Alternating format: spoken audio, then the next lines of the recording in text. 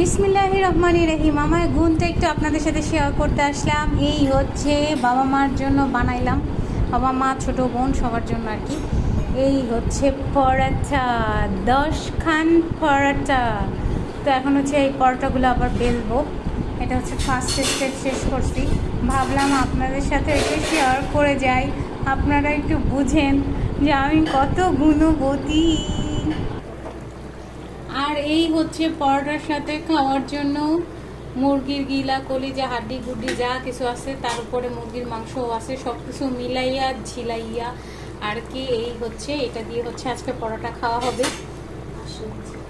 আর হচ্ছে সবজি আছে, সবজি এখন দেখাইতে পারবো না, বহুতই গরম।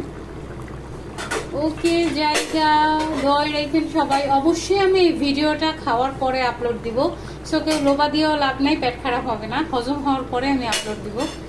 সো জায়গা, আল্লাহ হাফেজ, ভালো থাকেন সবাই।